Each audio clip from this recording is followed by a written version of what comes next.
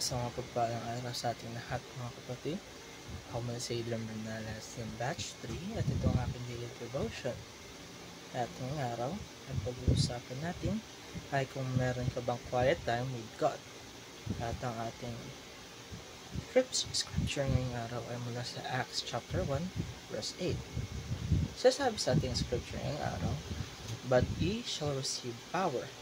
After that, the Holy Ghost is come upon you, and ye shall be witnesses unto me both in Jerusalem and in all Judea, and in Samaria, and unto the uttermost part of the earth." Sa panahon natin ngayon mga kapatid, dahil sa sobrang dami nating distraction mula sa social media, school, work, relationships, even sa ating mga hobbies, nagkakaroon tayo minsan ng kahirapan na malagaan na maglaan ng quiet time para kay Lord. Meron pinakatanong dito mga kapatid ay meron pa ba tayong quiet time with God? Hindi na ito basta-basta na nagbabasa tayo ng Bible verse tapos okay na, tapos na. Kundi ito ay yung intentional natin moments na tahimik na nakikinig, nagbabasa ng kanyang salita at bukas ang puso at isipan natin sa kilos ng banal na Espiritu. Kasi under the New Covenant, hindi lang sa prophets o mga priests binibigay ang Holy Spirit. Number 1, the Holy Spirit's permanent indwelling is a distinct blessing of the New Covenant. Sabihin natin mga kapatid, kung tayo ay naniniwala, the Holy Spirit is already in us.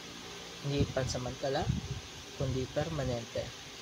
Nandyan siya para i-guide tayo, i-comfort tayo, and to empower tayo. Kaya kagaya sasabi sa ating scripture ngayon na Acts chapter 1 verse 8, "You shall receive power." Di natin kailangan hintayin pa na magkaroon ng sign or miracle para maramdaman natin siya. Ang presence niya ay sapat na. Ang pinakatanungan dito kapatid, kung ginagamit ba natin ang power na yon? Kasi sa number 2, the Holy Spirit teaches us and empowers every believer in order to bear the fruit of the Spirit. Hindi lang tayo tatawag para mabuhay na tahimik, kundi para mamuhay na may epekto. Dapat nakikita sa atin ang bunga ng Espiritu, love, joy, peace, patience, at iba pa. Pero paano natin mabubuo kung wala tayong constant quiet time with God? Laging nauubos ang energy natin para sa ibang bagay at walang natitira para sa ating Panginoon. Paano magiging malalim ang relasyon natin sa Kanya? Sa ating quiet time kasama ang Panginoon, doon natin marinig ang tinig ng Diyos. Hindi laging malakas, minsan na may tahimik, minsan sa simpleng verse na biglang tumatama or coincidence. Minsan sa conviction na parang may bumubulong sa'yo na, "Anak, wag iyan," o kaya naman, "Anak, itong inyong gagawin." At dito papasok ang number 3, the Holy Spirit secures the victory of God's kingdom here on earth. Hindi tayo tinawag para lang mabuhay ng tahimik, maghintay ng langit. Tinawag tayo ng Panginoon para maging witness.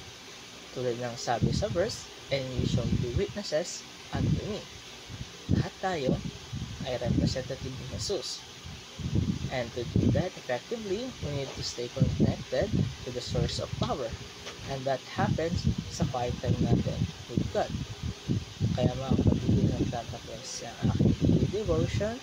Maraming salamat sa panonood.